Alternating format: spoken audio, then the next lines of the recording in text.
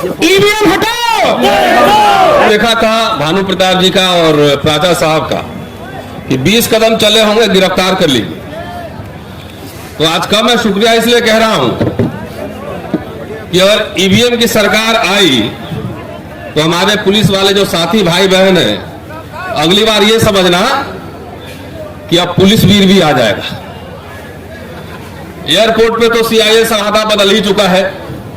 किसान वीर बनाने की योजना थी, लेकिन किसानों ने लड़के अपना अधिकार वापस ले लिया। शिक्षक वीर बन ही रहे हैं। पहले पूरी तनख्वाह मिलती थी एडहॉक पढ़ाने पे, अब गेस्ट लेक्चरर है वही 50 लेक्चर मिलता है, 50-60 हजार 70 हजार रुपए मिलते हैं, पहले 1.25 लाख रुपए मिलते थे। तो नंदा जी आ गए हैं, वहां पर देख रहा हूं उनको। तो अब विश्वविद्यालयों में भी शिक्षक वीर बनाई जा रही है और अग्निवीर तो आप देख ही रहे हैं। तो ये जो कॉन्फिडेंस सरकार का है और इस बार नारा है कि अब की बार 400 पार, तो ये कॉन्फिडेंस कहीं और से नहीं ईवीएम के अंदर से ही आ रहा है। साथियों, मैं बहुत संविधान के दायरे में और बहुत व्यवहारिक बात आपके सामने रखने जा रहा हूं। देखिए, बाबा साहब ने जब संविधान बनाया था तो उसके पहला लाइन जो है ना, जय गणेश जी और अल्लाह अकबर नहीं रखा था, और रखा था वी द पीपल, हम भारत के लोग। और 25 नवंबर के भाषण में उन्होंने शंका जाहिर की थी कि हो सकता है इस देश में कभी न कभी तानाशाही आ जाए, इसीलिए हम भारत के लोग रखा था कि जिस दिन ऐसी हालत होगी, तुम भारत के लोग, हम रहे न रहे, सड़कों पे आना और ऐसे सरकार के खिलाफ आंदोलन करना।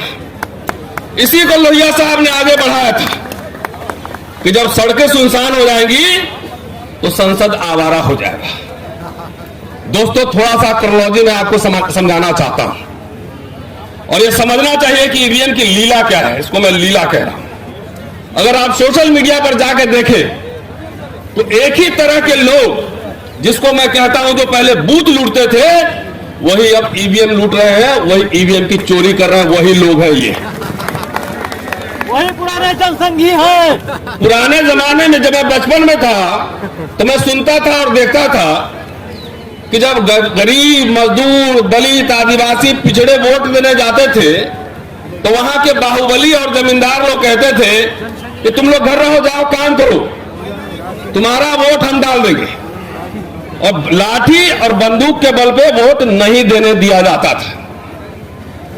जब वोट की चेतना बढ़ी, जब हमने देखा कि अपने दिहाड़ी छोड़ करके भी लोग बूथ पर जा रहे हैं, उसी समय से ईवीएम की लीला जारी है। साथियों, डॉक्टर अंबेडकर ने 25 नवंबर को कहा था कि हम आज द्वंद्व के युग में प्रवेश कर रहे हैं।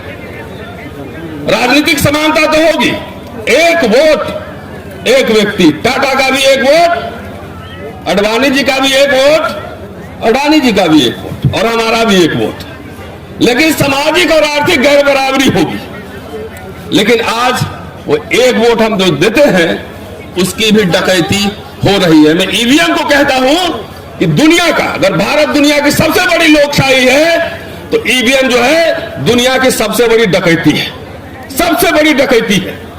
जो संघर्ष करके डॉक्टर अंबेडकर, लोहिया, बाबू जगदेव प्रसाद, कर्पूरी ठाकुर, लालू यादव, कांशीराम, मुलायम सिंह यादव, पेरियार, ऐसे लोगों ने जब संघर्ष करके आपके अंदर चेतना लाई, खास तौर से मैं दलित, पिछड़े, आदिवासियों को कह रहा हूं कि वोट हमारा, राज तुम्हारा नहीं चलेगा।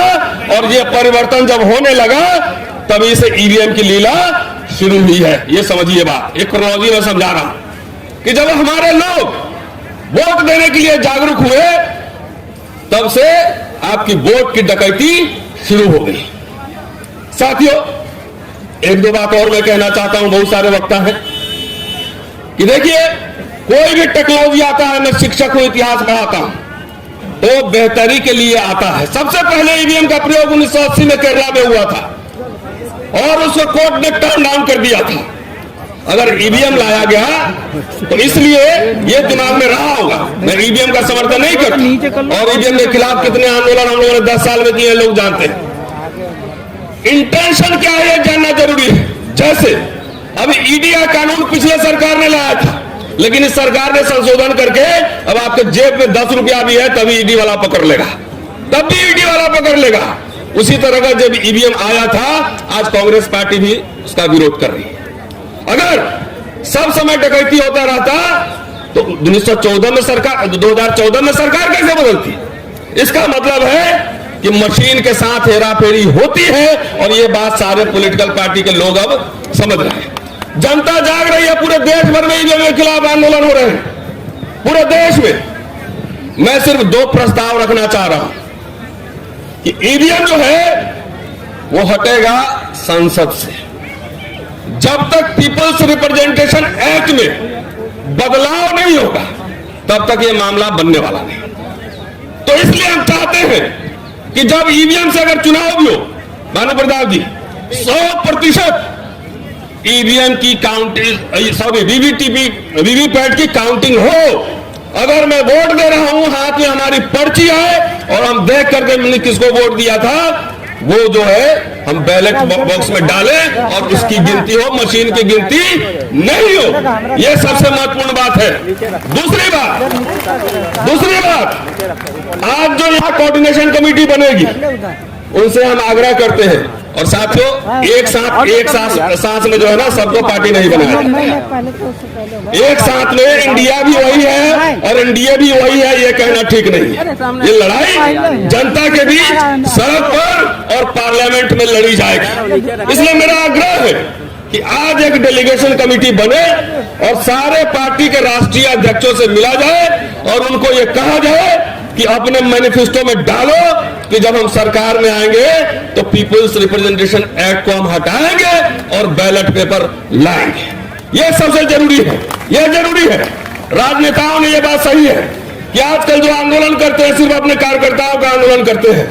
उनसे यह आग्रह किया जाएगा कि जन संवाद और जन कार्रवाई शुरू किया जाए, मैनिफेस्टो में लाया जाए। हम लोग अपने संसाधन से हर समय ये आंदोलन को आगे बढ़ा रहे हैं, लेकिन यही खास तौर से मैं इंडिया अलायंस को कह रहा हूं कि अपने मैनिफेस्टो में ये लाए कि सरकार हमारी आएगी, ईवीएम बंद करेंगे और बैलेट पेपर से चुनाव होगा। इसके लिए एक डेलीगेशन का आज ये निर्माण हो, चुनाव आयोग से ही मिलेंगे। और जैसा कि भानु प्रताप जी ने कहा है कि सुप्रीम कोर्ट के चीफ जस्टिस के पास भी डेलीगेशन लेकर चलेंगे, क्योंकि 19 लाख ईवीएम का मसला अभी कोर्ट में लंबित है। किसी पत्रकार के लिए 12 बजे रात में कोर्ट खुल सकता है, लेकिन यदि इस देश की सबसे बड़ी लोकशाही को गिरवी बना दिया गया है तो ईवीएम पर सुनवाई क्यों नहीं हो रही है? कहां गया 19 लाख ईवीएम? इसकी जानकारी कौन देगा? इसलिए कोर्ट को भी इसमें पार्टी बनाना पड़ेगा कि सरकार के हिसाब से जब आप कन्वीनियंट हो तो किसी केस की सुनवाई तो आप 2 दिन में कर लो। पिछले चुनाव से अगला चुनाव आ गया, 5 साल हो गया, ईवीएम पर सुनवाई नहीं हो रही है। क्यों नहीं हो रही है?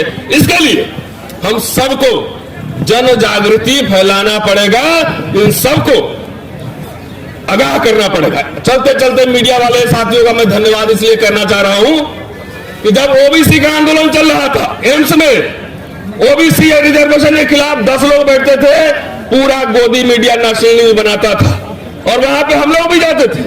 200 लोग वहां पे धरने पे बैठते थे आरक्षण के समर्थन में, उसकी कोई न्यूज नहीं छपती थी। आज यहाँ पे गोदी मीडिया नहीं है, इसलिए चलते चलते आप सबका शुक्रिया कि आप सबकी वजह से करोड़ों लोग के पास हमारी आवाज पहुंच रही है।